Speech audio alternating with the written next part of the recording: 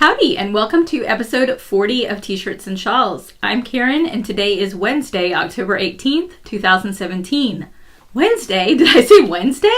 Yes. Those of you who usually watch the podcast, I record every other Thursday and usually do the recording, the editing, the uploading, the show notes, everything all on that Thursday. And honestly, it takes me the entire day. When I say entire day, I really mean my entire main work day when Luke is at school. So doing the podcast, all the elements of it, fills up that whole Thursday. And I'm kind of getting to the point where I'm getting more of a regular work schedule going with Luke being in school. And giving up that entire Thursday means that there are some things that I need to do that don't really get done on those days. So I think what I'm going to start doing is splitting up all of the, the things I need to do to put together a podcast episode. So I think what I'm going to do is start recording on Wednesdays, maybe doing some editing on Wednesday, maybe doing the editing on Thursday morning. So trying to kind of fit that in. And then doing all the uploading and the show notes on Thursdays. So you guys will still see episodes on Thursday, but I might do some of the recording a little bit earlier instead of having everything done on that one day. So you probably won't see much difference except for the date that I say in the beginning. That probably will be the only main difference that you see. And potentially if I do get the editing done also on the Wednesday, then it might mean that the episode is released earlier on a Thursday. So we'll see what happens, try it out and go with it for now. Anyway, so we'll go ahead and jump in. So not this past weekend, but the weekend before, my in-laws were in town and we were all in the car coming back. I don't know if we were coming back from lunch or something like that. So I'm squished in the back seat and my phone rings and it is my friend Alyssa who watches the podcast. So hi. And she asked, "What size shirt do you wear?" And I think she was really looking for just a quick answer.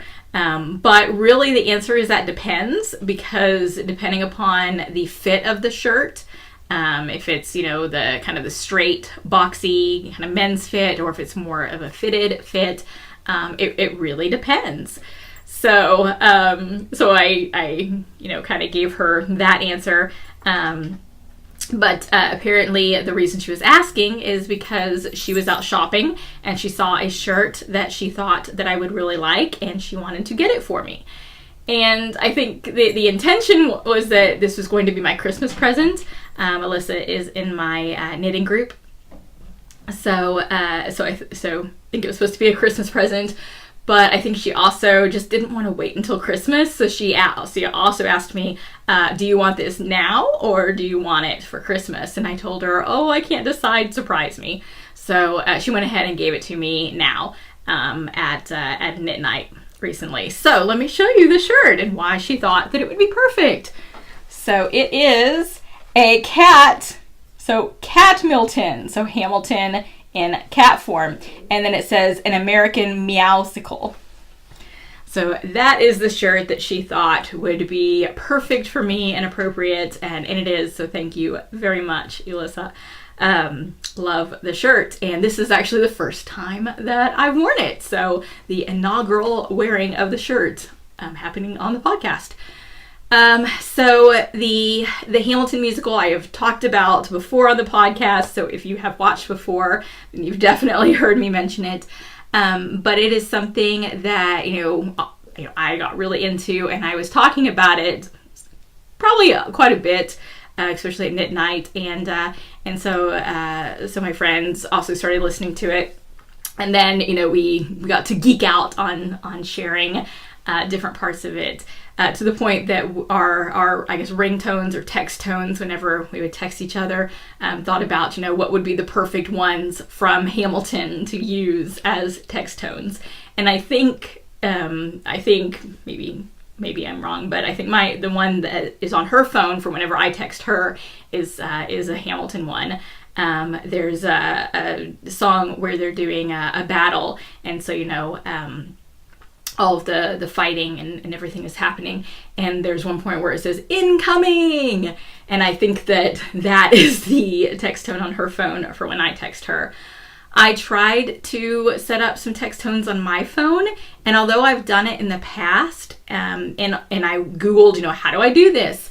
And I followed the instructions that I got there, I was having trouble getting my phone to sync with my iTunes on my computer, and so it wasn't adding the text tones.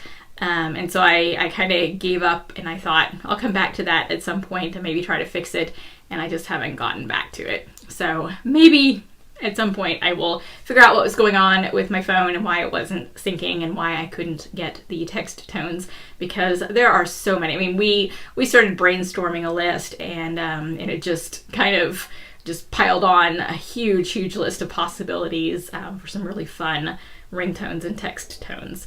So anyway, so this is the shirt. I think it's great. I love crossover shirts, so crossing over Hamilton with cats is a lot of fun and works really nicely. So again, thank you for the shirt.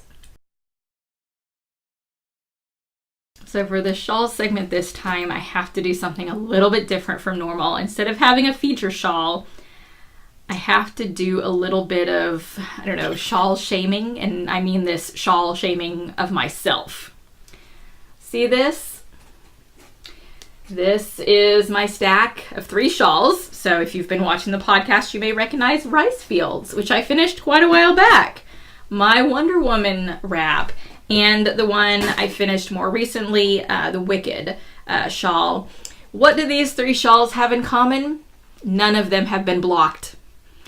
They have just been sitting in a pile in my room, unblocked. And especially this one really needs to be blocked to really show the gorgeous lace that is in it. And the Rice Fields, the brioche, is mostly okay, but it's a little bit, a little bit kind of one section fans a little to the left and the next section fans to the right. And I think I could straighten it out a bit more on a blocking. And Wonder Woman probably doesn't completely need to be blocked, but it's a gift, and so I definitely feel like blocking is just kind of that extra finishing type of thing, and so I need to do that.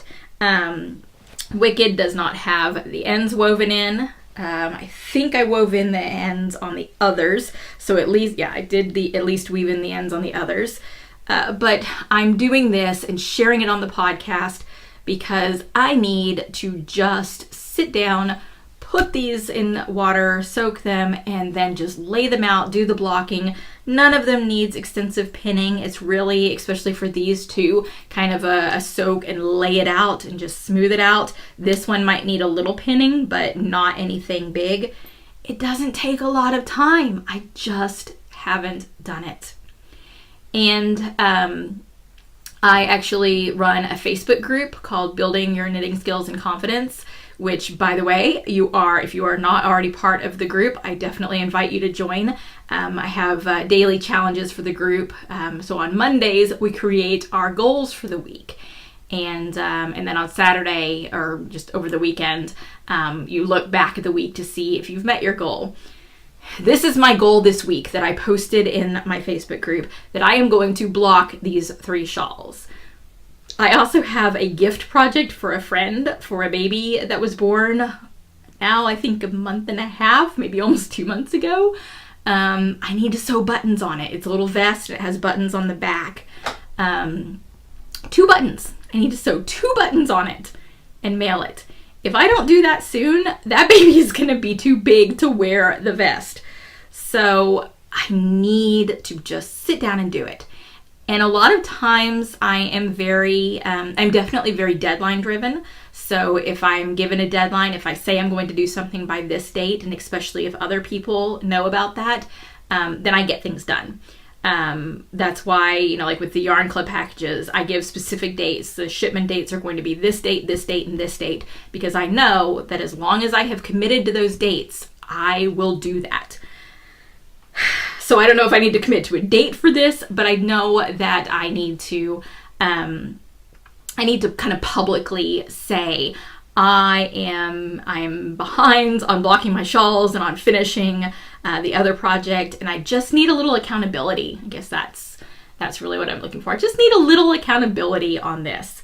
So since it's in my Facebook group, it's our goal for the week. So I guess technically that means by the end of the weekend, these guys need to be blocked and buttons need to be sewn on. It is already Wednesday. They're still here. They're not even in the soaking bins. So need to get on that. You guys keep me accountable. Ask me about this. Ask me if I've blocked them. Make me do this and make me sew the buttons on the baby vest so the baby can get the vest before he outgrows it. That would be horrible.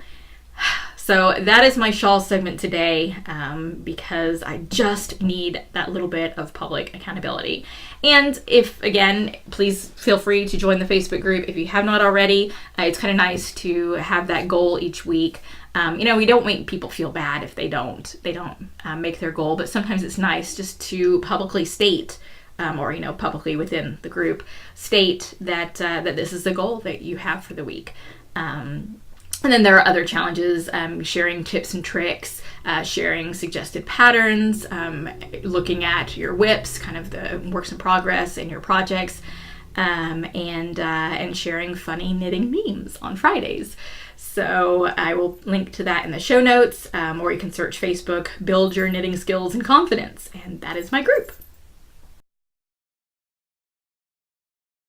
What I'm knitting is pretty much the green shawl, the Dame Nature shawl. Again, if you've watched the podcast, it's the one that I've already knit and then did upside down, so it's one of my designs. And so now I'm re-knitting it so that way, because they're flower motifs, so that way when you are wearing the shawl, the flowers will be right side up. So when I hold it this way, the knitting direction, that is upside down, but wearing it, because this is the top of the shawl, then there you go. So it'll be better when it's blocked, but there are some little flower motifs and some beads that show up at the top of it. So I don't remember exactly where I was 2 weeks ago when I recorded the podcast, but this has been kind of my focus project. So I have been working on it. I'm at the point now where there are just over 400 stitches on the needle, so it takes me quite a bit to do each row. And because it is a lace pattern with occasional beads, it is something I need a little bit more concentration on. It's not a hugely hard lace pattern. It's just yarn overs and knit two togethers and SSKs. But you want to make sure you get them in the right place. So it probably is taking me about 30 to 40 minutes to knit each row. And so because of that, unless I know, because I don't want to stop in mid-row, unless I know that I'm going to have at least that amount of time to knit, I'm working on my sock, which I'll show you that in just a minute. But I realized that I kind of have a knitting rule, just my own rule in my head, that had been kind of taking away from time working on this green shawl. So let's say it takes me 45 minutes to knit each row. Purling back doesn't take quite as long, but some people will say 30 minutes for purling back. So let's say for every 2 row, one knit, the other purled, it takes me like an hour and 15 minutes. Well, let's say I'm sitting down, like sometimes I'm getting up in the morning. I need to start my son's breakfast at 6:45. And some mornings I'm not sitting down until 6. Sometimes I get up even earlier, like at 5:30, but usually about 6 o'clock is when I get up to have my coffee and knitting. And I think, well, I only have 45 minutes before I have to start making breakfast.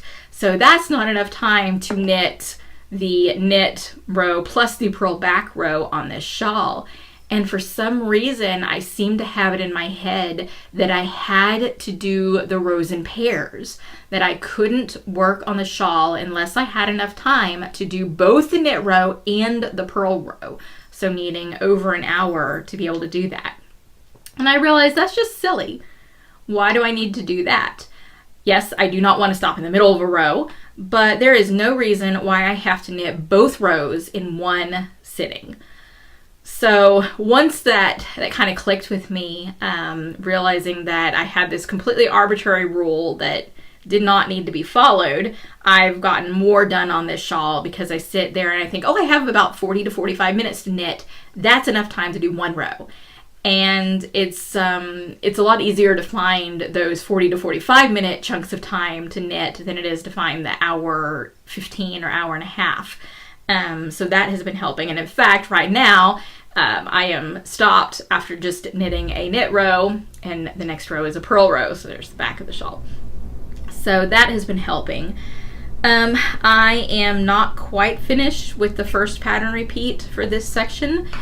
And on my original shawl, the upside down one, I did 2 pattern repeats in this section.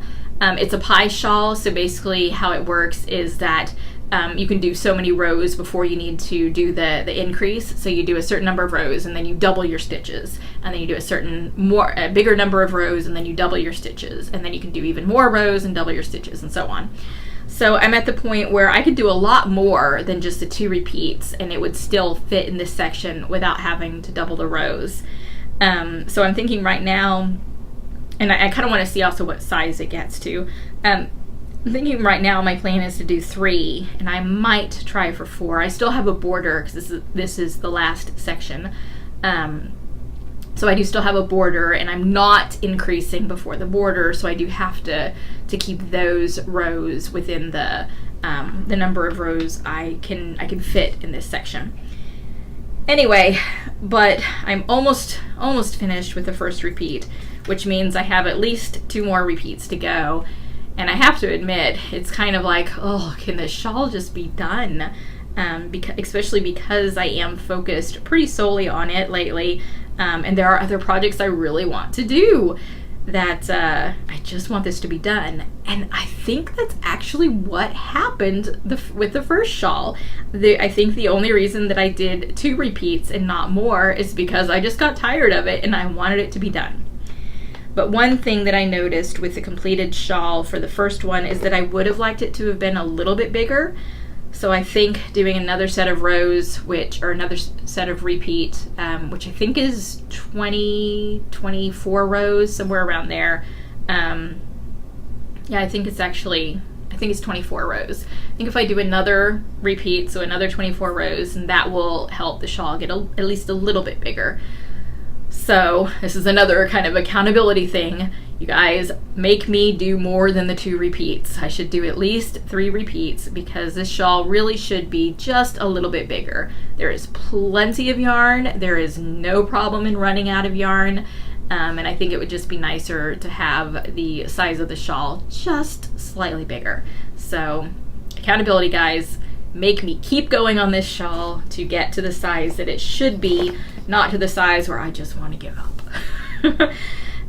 So that's really what I've been knitting. The times where I think, well, I've got a little bit of time to knit, but I don't have a lot of time, so I'll work on something else. I've been working on my sock project, so I've completed the first sock on this one, and this is the second sock, so I did turn the heel.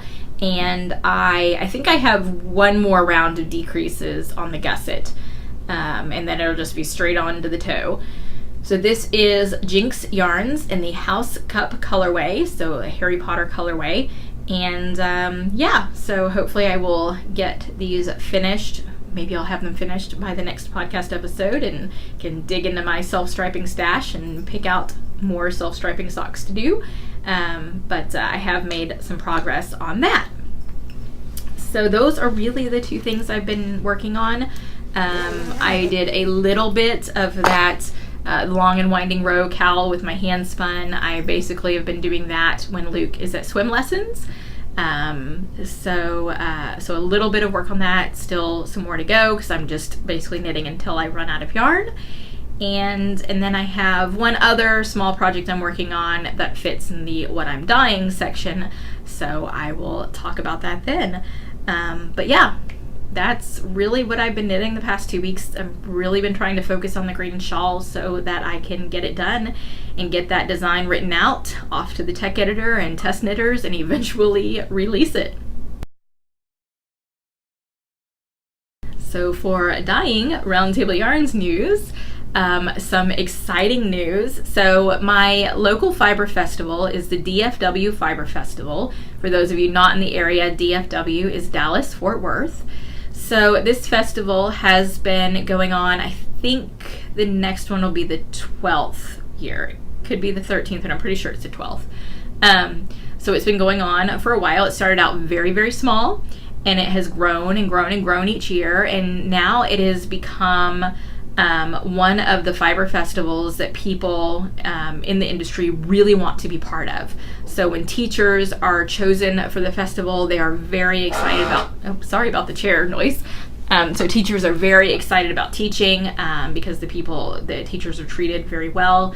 Vendors definitely try to get in, and it is pretty competitive as a vendor to get into to Fiberfest. And so I was lucky to kind of get in as a vendor. I shared a booth with someone, and then that person left, and so I just was kind of got in that way. So very fortunate, but it's been a really great show. I love that it's my local show and that it is an amazing one. It happens in April. I think it is April 6th through 8th of 2018. I should double check those dates. I will link to the website for the Fiberfest in the show notes. So if you are in the area, definitely make plans to come to it. It is an amazing show. And if you're not in the area, it is a show that really, honestly, is well worth traveling to. Some of the teachers actually, all of the teachers are amazing. Both the local teachers as well as the teachers that are coming in from out of the area. I think, if I remember right, the headliner this year is Franklin Habit. And then, I mean, it's kind of gotten to the point where, Stephanie Pearl McPhee, the Yarn Harlot, she really loves the show, and she comes in. She's not even the headliner, and some other people. The main spinning teacher that is coming this year is Jillian Moreno, and I know Jillian. I've taken a class with her. She's really, really fantastic and amazing. So I highly, highly recommend coming to the festival, even if you're coming in from out of town. Really, really worth it. So anyway, so back to the vendor thing. I've kind of been noticing that the usual single 10 by 10 booth, I feel like I'm really filling that booth out, and I could use more space. And I've been trying to think of ways to arrange the booth to try to make the most of that space.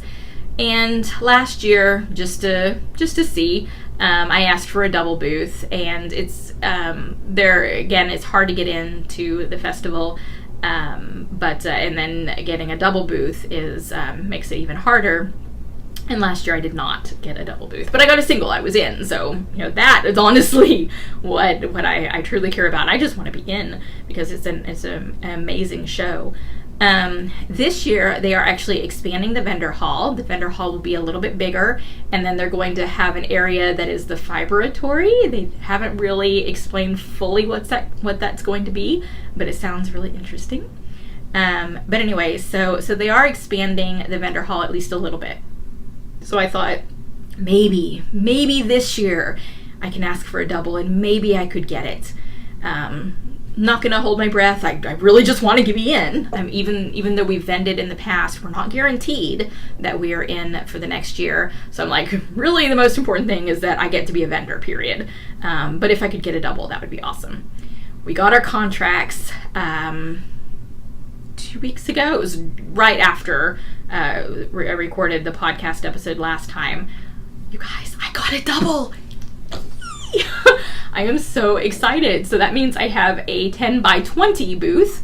So I have twice as much space, and honestly, as long as I get the dyeing done, I have enough yarn to take up that much space. But also I think I'll be able to do a lot more display. A lot of the samples and some other things. So I'm really excited. I've got until April, so I'm already starting working on the dyeing. I have my list of this is what I need to get dyed by then. So I'm starting now so I can make sure to get it done. And thinking about the layout, how I'm going to use that space to best advantage. So I've been getting graph paper out and drawing little grids.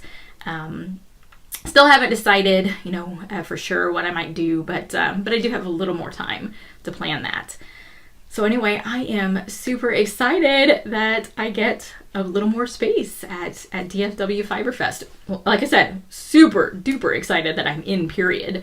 But getting a double is just really, really fantastic. So yay! In other news with that, that means that I will definitely need someone to help me, or multiple someones, but at least one person kind of at all times to help in the booth. So I need to think about how to manage that, because technically I could be hiring people to do it if I'm paying them, and I need to check, things like labor laws for temporary employees, if that type of thing would fall into that, and what, I just want to make sure I do everything legally. So I do need to look into that, because I don't think that I can manage the bigger booth the entire time all by myself. So that means I probably will be asking for help. So if that is something that you are potentially interested in, if you just let me know, that way I can kind of start a list of people who might be interested in helping. So that is one big thing that's going on in Roundtable Yarns.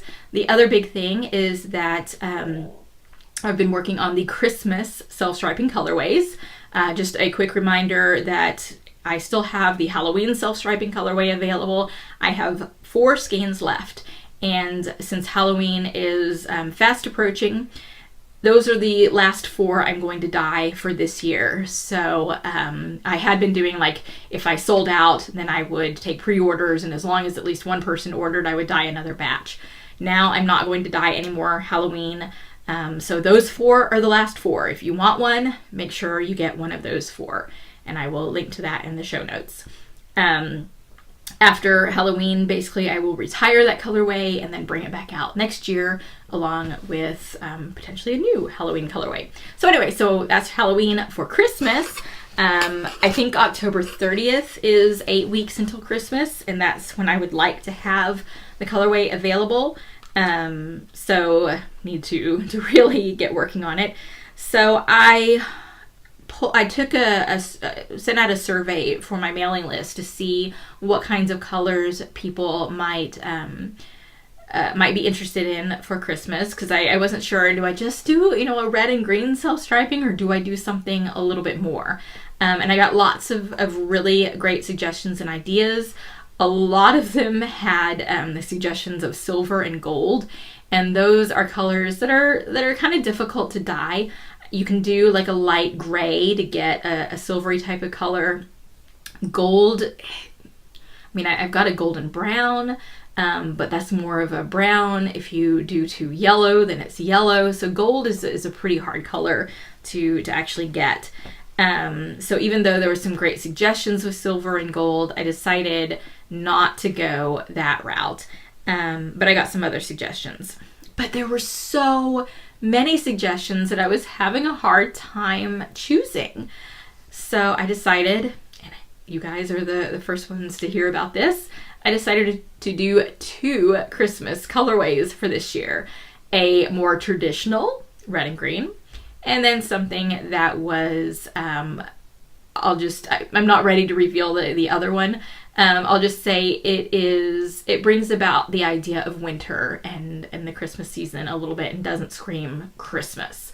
So I'm doing more of a traditional Christmas, and then kind of a something that's more of a wintry season type of thing. You'll see that one when it comes out. Anyway, so the red and green stripes, here's the start of my sample. I'm not doing a full sock. I'm just going to do a little sample. So there is the red and green. I don't think the red is showing up quite as well, but anyway, so the red and green, little Christmassy sample. So that will be the traditional one. And then this weekend I'm planning on dyeing the first batch of the other colorway that I have in mind. So yeah, so look for that probably by the next podcast episode for sure. Hopefully those will be available to to start ordering because Christmas is coming. Ugh, that's something else in the knitting section. I need to sit down and think about gifts. Who am I going to be knitting gifts for? Because if I'm going to do that, I need to get started. Anyway, so as far as dyeing Round Table yarns, that is kind of what's been going on. I am, like I said, trying to build up inventory already for DFW Fiber Fest, but I am, especially with the self-striping, going ahead and listing it in the shop as I'm dyeing it. So there are some colors that have been sold out for a while, and so my goal, first of all, is to get those back in stock, and then just to kind of keep building up inventory. So most recently, the one that I just finished and added back to stock is Once in Future, which is the blue and gray, the light gray striped. So the blue and gray, which actually several people for the Christmas colorway suggested blue and silver. And so that's really going to be the closest to blue and silver, the colorway that I already have. So if you really like the idea of a blue and silver type of color for a Christmas colorway, then the Once in Future colorway would actually be exactly that. So that is what I've been working on with Round Table Yarns. A reminder about the knit along for this quarter. The theme for this knit along is any shawl that is inspired by or named after a work of literature, a character, or anything to do with something in a book, basically. So it's pretty wide open. And there have been several people who have cast on for the knit along so far, and one FO already. I still don't have the prizes picked out yet, prizes, but I will, as soon as I get those picked out, I will let you know. But I thought, you know what? Really, I just kind of remind you guys about the knit along on the podcast, but everything that you guys post is all in the Ravelry group. And which is really great. I mean, that's how you share your things. But I don't ever really come on the podcast and talk about the progress you guys have made on your knit along projects. In fact, the winners of previous knit alongs, I don't think I have announced on the podcast. And I realized that probably is something I should change. I really should. I should let you guys know who won. I posted in the Ravelry group, but you should know on video as well. So I'm going to start doing that with this episode, and hopefully keep that up. So basically, I went to the current knit along, so the literary theme, and just looked for all the posts that have pictures. So I thought I would share some of the cast-ons and the 1FO that are already posted. So, and maybe you guys can give an update for how you've been doing, and those of you who haven't posted or who haven't started yet, hopefully you will be kind of motivated to post. So I'm going to do this showing you on the iPad, so trying to cut down on the glare. So there is a simple motif, and the start to her project, I believe that is Poe, that shawl. This is the start of Dragon Fairies, her project, His Golden Lair, which is a Tolkien-inspired shawl, and she's actually finished that, so in just a little bit I will show you the FO picture of that. LC99, and it just, since I touched my iPad, it decided to jump ahead. Okay, so don't touch the iPad, just, okay. There we go. So LC99, she has the start of her shawl inspired by Hitchhiker's Guide to the Galaxy. Here is Dragon Fairies, His Golden Lair, the Tolkien-inspired shawl, unblocked. So, unblocked version. And then PTM Smith has the Green Gables shawl started. So there is the start of the Green Gables shawl. So it's exciting to see the starts of projects, and in one case the FO that has already been done, which, by the way, if you, this is for anyone, if you have already completed a project for the knit along, you can do another one. You can do as many projects that fit into the theme and time frame of the knit along as you would like. So feel free to do that.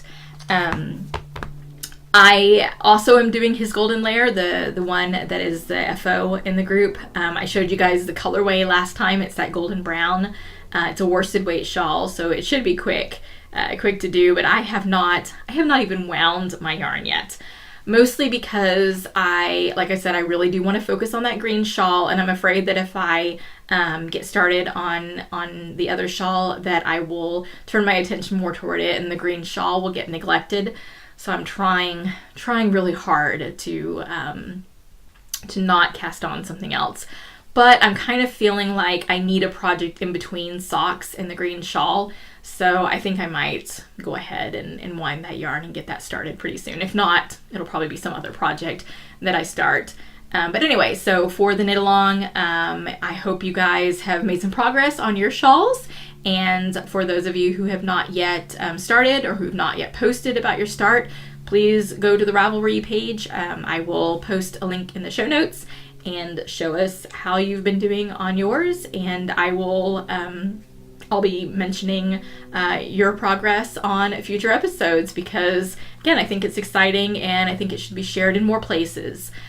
So thank you guys so much for participating in the knit along so far, and I hope to see more of you. So for the past few episodes, I have been skipping the what I'm reading and watching section, mostly because of time constraints. Not because I haven't had something to talk about, because I have. So I wanted to make sure to include it in this episode so I can finally share some of these things. So the first one is one a little more recent. So I'm going to make sure I get the full title of the book. I've finished reading A Stash of One's Own, Knitters on Loving, Living With, and Letting Go of Yarn, a collection of essays that Clara Parks, who is my yarn hero, that she collected from other knitters and fiber enthusiasts about their stash. And it was a really, really interesting book. With as a collection of essays should do, a wide-ranging series of topics. So that was a lot of fun. And I kind of was inspired after reading it, or actually during reading it, to think about if I were to write an essay for this book, what would my contribution look like? And so I actually decided to sit down and write out just a short little contribution. If it were actually to be included in a book like that, I would flesh it out a little bit more because it's not very long and there are plenty of ways I could flesh it out. But I decided to go ahead and write out a little short version of it, and I shared it with my newsletter, my mailing list. I think that was the last main newsletter that I sent out. I send out a newsletter every other Tuesday. So this is the one, yes, October 10th, that I sent out. So I thought that I would share it on the podcast. So I have it on my iPad, so that's why I'm looking down, and I will read it to you guys. So a few years after I started knitting, I started really building a yarn stash. Ravelry made it super easy for me to sort and organize my collection, and I spent hours and hours imagining all the different things I could make with the yarn in my stash. Ravelry also introduced me to something else, de-stashing. Sometime around late 2008 or early 2009, I became part of a Ravelry group devoted to people who were in search of specific yarn and who were getting rid of some of their yarn. Daily, I looked through every post in this group and looked through the de-stashes of a number of knitters searching for treasures. And when I say that, I really do mean that. I spent so much time. Every single post in that group I looked at, and I looked at people's stashes because I did not want to miss anything. And there were so many. This is how I discovered a number of indie dyers and how my stash grew rapidly. But I had no worries about my stash getting too big because I knew I could always de-stash. I also felt that the stash was an investment that could be used in the future for needed funds, and others must have felt the same way because de-stash threads often mentioned unexpected car repairs or vet bills or the like. So with the idea that, I wouldn't let this yarn go otherwise, but I really need the money. So it was kind of a way of, well, if I have a big enough stash, then it can be kind of like a little savings account that I can use if I need funds in the future. So that was one of the ways of kind of justifying it. And I did destash quite a bit. My stash didn't really get smaller though, because I was bringing in just as much, if not more, than I sent out. But during this time, although I kept dreaming about the things the yarn could become, and I did quite a bit of knitting, my focus really was on acquiring more yarn, or not necessarily more yarn, but specific desired yarns. I had become a yarn collector. The thrill was in the chase for that elusive indie-dyed yarn when the updates sold out within 5 minutes. And literally that happened. If you did not get in as soon as an update happened and just grab something, you missed out. For that perfect trade of one great yarn for an even better one. And it was indeed a thrilling couple of years. Every time I checked that Ravelry forum, my heart would race at the possibilities of what I might be able to get. I remember sitting in front of my computer at 6:59 p.m. hitting refresh as fast as I could so that I could be sure that I would see that 7 o'clock update as soon as it went live. It meant seeing a color that I liked, a little bit, and throwing it into my cart before I thought too much about it and racing through the steps of the checkout process. I had to finish that process as fast as possible or I risked getting cart jacked. Etsy, which is pretty much where everything was at this point, didn't reserve an item in your cart. If someone else also had it in their cart and checked out faster than you, that person got the yarn. It was an incredible high to get to the end of the shopping process and have won some of the sought-after yarn. Then it would be off to Ravelry to go post in that specific indie dyer forum about what you had managed to score. And it really was this chat thread of, oh, I got this, I got that. And people, being really jealous or being happy for other people. And that's kind of what I say here. It was both a way for us to share in the excitement as well as to brag just a little about the awesome yarn we've been able to get. And trades sometimes started happening right then and there as people who had just grabbed any yarn that they could tried to get yarn that they actually wanted. Once, when Woolmeise was nearly impossible to get, and because it was in Germany, the updates were like at my time at like 2 a.m. And I didn't stay up that late to get the updates. But one time I remember finally getting my hands on this yellowish green color. I did not like the color and didn't plan to use it at all. Really did not like that color. But I did have a plan. I would trade the unwanted color for something else that I really did want. And my plan worked. My yellowish green was traded for the most gorgeous blue. I couldn't believe someone else would trade that beautiful blue for a rather blech yellow green. And I did use that blue to make a shawl, which then I sold at one point. Kind of wish I still had it. But there were other yarns that passed through my hands as part of trades or as a destash, so I could put money in my PayPal account to have funds for other yarn. So on Ravelry for your stash section, one of the tabs is traded, sold, gifted. And I built up a really large traded, sold, gifted stash. Sadly, a few years ago, I deleted all of those stash entries to clean up my Ravelry account. I wish I hadn't done that. I would love to see the history of those skeins that passed through my hands on their way to someone else. Somewhere on my computer, I do still have pictures of some of those skeins, but it would be really nice to still have the details. What were the dates that I got it? Did I get it from a D-stash? Did I actually get it from the dyer herself? So I really wish I hadn't deleted those entries, but that happened and I can't get them back, and that's life sometimes. Let's see. I still have some of the yarn that I got during that frenzied time. Some old school plucky knitter from back before bases had names. There's a gorgeous green that I can't believe I still haven't used. But I'll find the perfect project for it someday. Until then, it remains as one of my oldest skeins in my stash. I have some Julie Spins, lots of Julie Spins. And you guys who've been watching the podcast know that because I have mentioned Julie Spins quite a bit. She was one of my weaknesses, and I've used a lot of her yarn over the years. I'm thrilled that she's still dyeing gorgeous colors. But there are other dyers whose yarns were hot that are no longer dyeing. The one I remember most fondly is Mama Blue. I still have some Mama Blue in my stash, and it's one of those things that I doubt I'll ever destash. Those skeins were a result of wins and update frenzies. And Mama Blue was one of those that was a huge update frenzy. That was one that would sell out in less than 5 minutes. And it's not because she only had a little bit of yarn. She had a fair amount of yarn at each update, and it was gone. Let's see. And since she stopped dyeing years ago, I'd never be able to replace them. But I really should use them instead of keeping them enshrined in my yarn closet.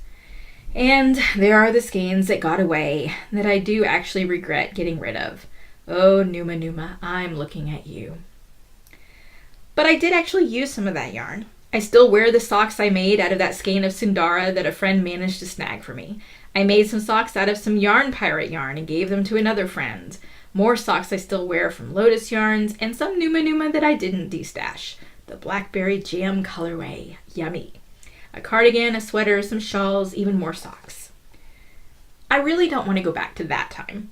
It was sometimes stressful and sometimes upsetting. I can't tell you how many times I was carjacked and ended up with nothing after an update. Yes, I got some truly gorgeous yarn, and I did ultimately have a lot of fun. But now I view my stash a little differently.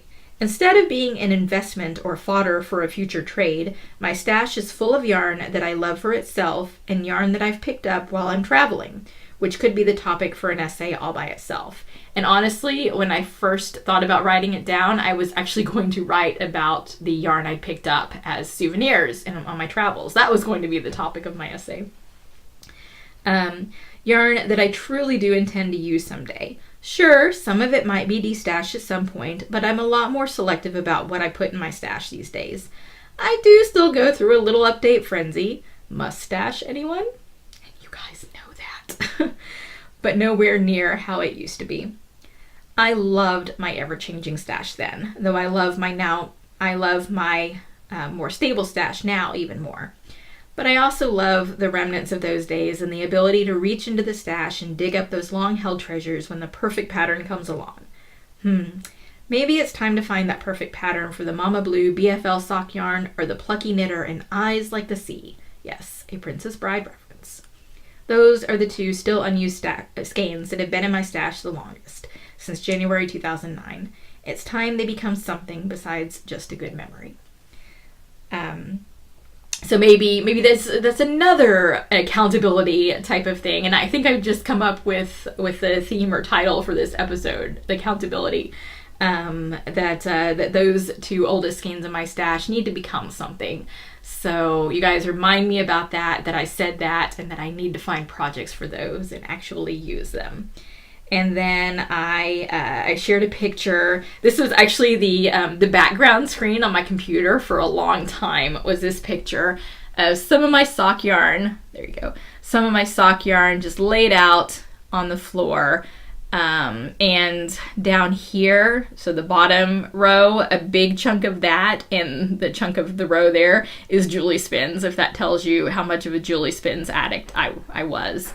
But lots of other dyers in there too.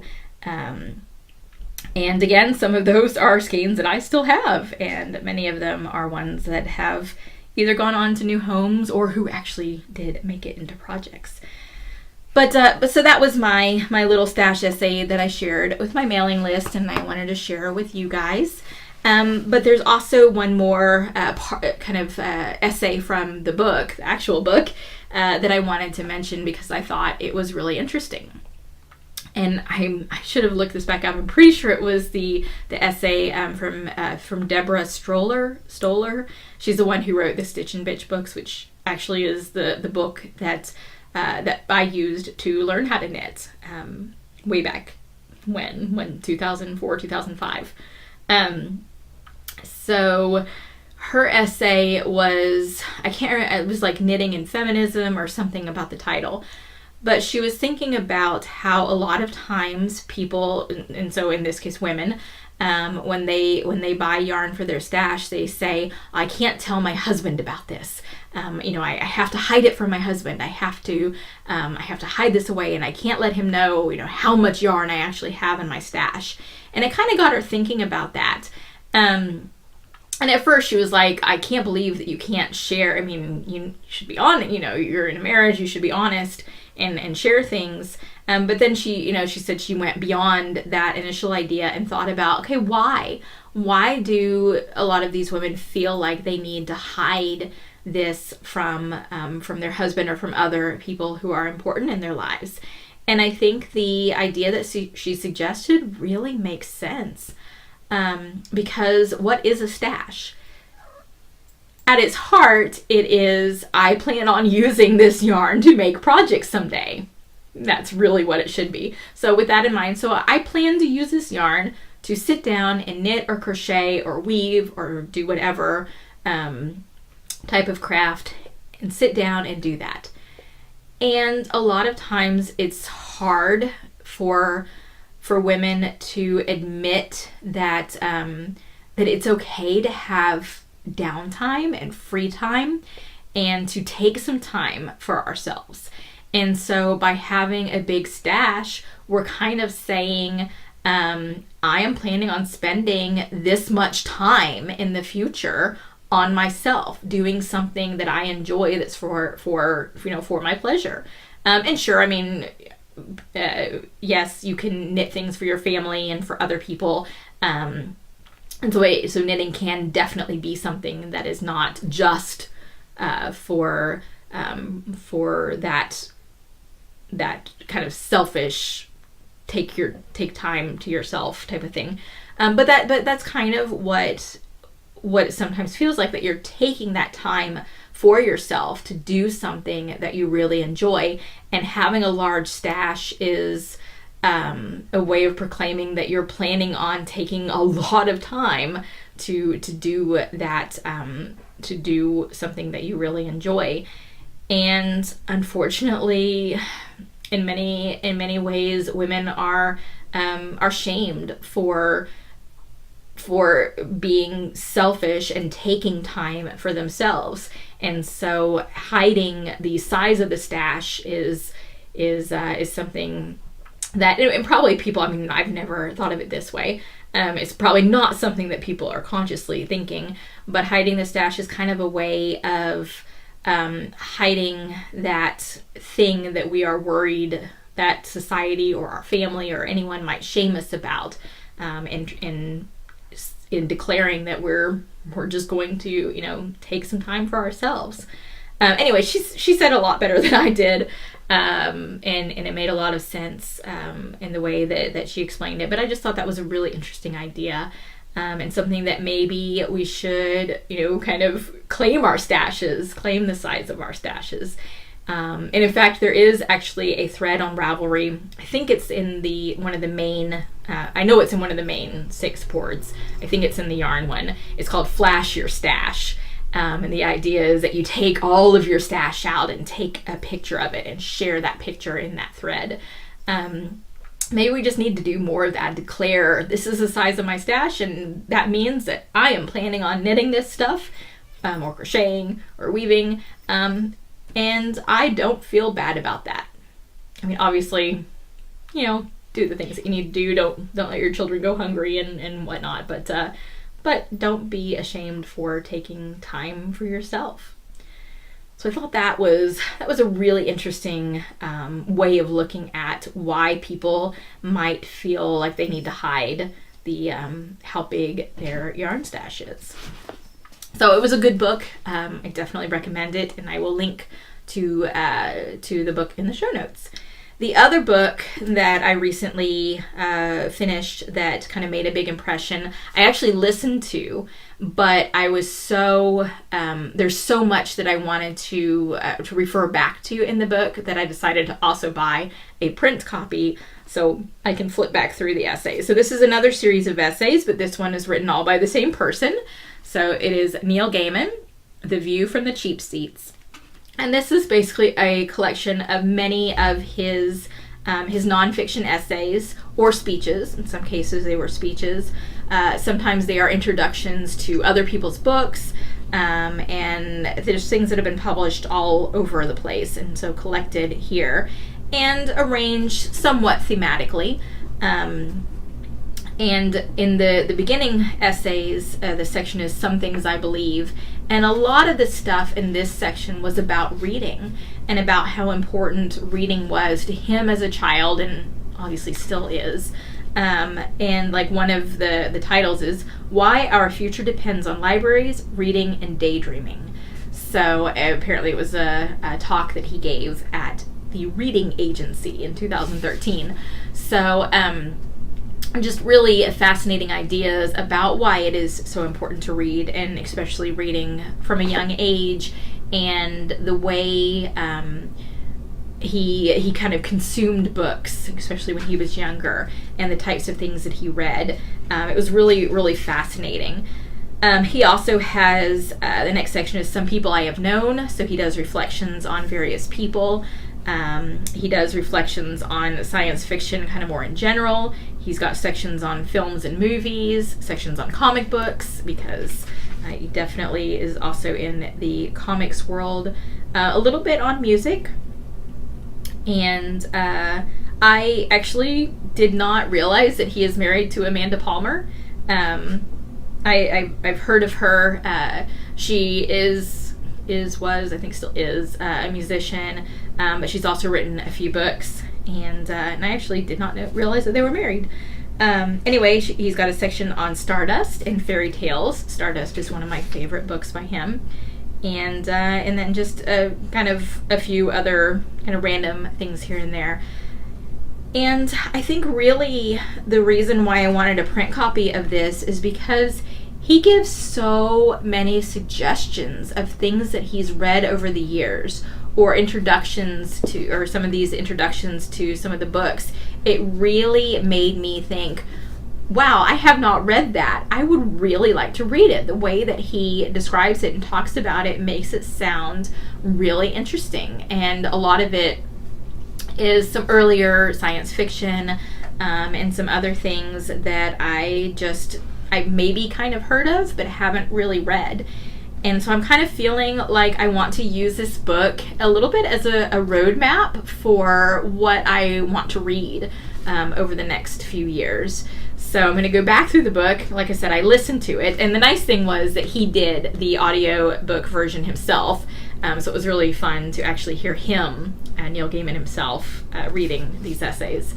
So I'm going to flip back through this now that I have the print copy, and just make a list of some of the books that he mentioned, or actually all the books that he mentioned that I feel I would like to read.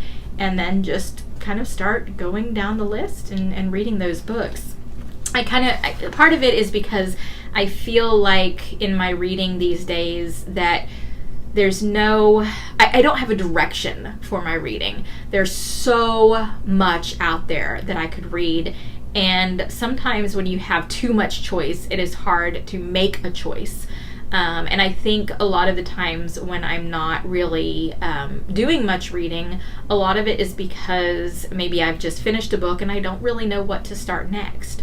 Or I'm in the middle of a book that I'm really not enjoying that much. But if I stop reading that book, that means I have to decide what am I going to read next. And I'm not really ready to make that decision, so I keep reading the book that I'm not really enjoying because then I don't have to make a decision on what I'm reading next. So I think that that this will kind of give me a guide, and I'm not going to just stick to that list where I can't deviate and read anything off of it, but it'll give me kind of some ideas of when I'm not sure what to read next. I can look at the list and pick one of the books there. So I do think that many of the essays in this book are really good and fascinating, so I recommend the book itself, but especially if you're a reader, and especially if you kind of just need a little bit, maybe you're in a reading slump and you just need a little bit of extra motivation, then I think that it's a really helpful book for that. So recommend that. And I have been reading and watching a few other things, but I think I will kind of leave it to those two books for right now, because I see by the clock that I'm taking quite a bit of time on this section, which is fine, but I will leave stuff to share in future episodes.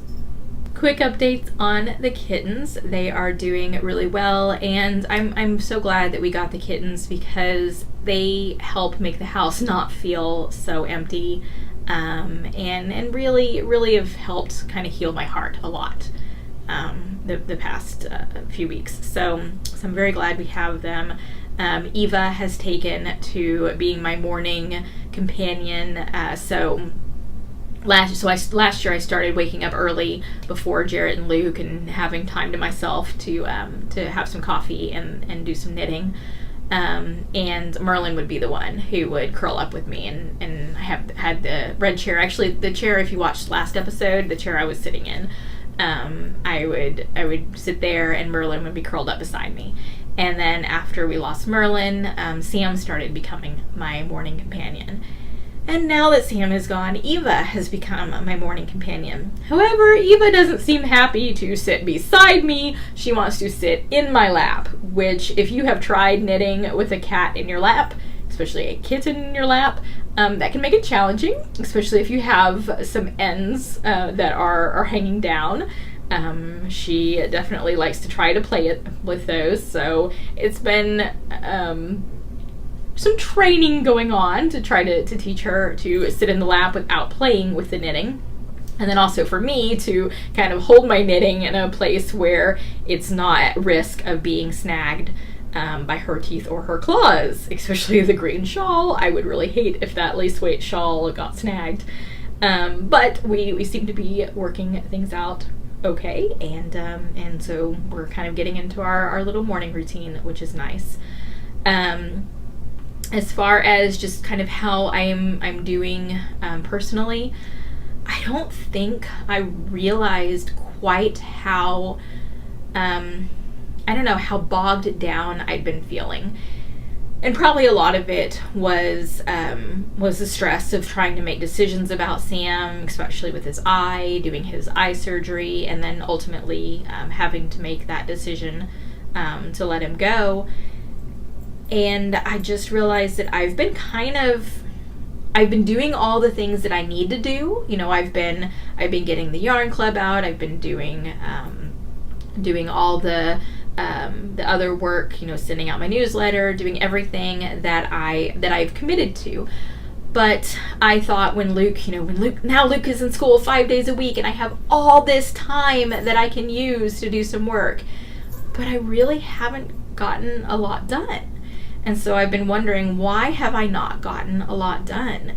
And I think it's because I really just have been under this kind of this fog, this feeling that I wasn't really being super creative or having a lot of new ideas. I was just going through the motions of getting the stuff done. And I realized that I would sit there. I mean, I've got a good chunk of time while Luke is at school, and I would sit at my computer and I would check Facebook. And then I would go over and check Ravelry. And then I would pick up my phone and check Instagram, and then I'd go back to the computer and I would check my website to see how many visitors had shown up, my email list software to see how many people had opened up the last email message. I would check my email, obviously, and just kind of there was this whole cycle of things that I would check to make sure that, you know, anything new that I hadn't missed it. And then as soon as I would finish that last segment in the cycle, I would be like, oh, maybe something new is posted on Facebook. And so I would go back to Facebook and start the whole cycle again. And there were times where I would realize I was in the cycle and I would say, I really need to stop doing this. And then the other part of me would say, okay, but I'll stop after I finish checking everything one more time, because I don't want to miss anything. And I realized that's how I've spent a good chunk of time where I should have been thinking of new ideas, and, you know, that I do have the colors picked out for the next yarn club, but, you know, sitting down and really putting all of that stuff together, and getting, I guess, moving forward and doing more than just kind of the minimum.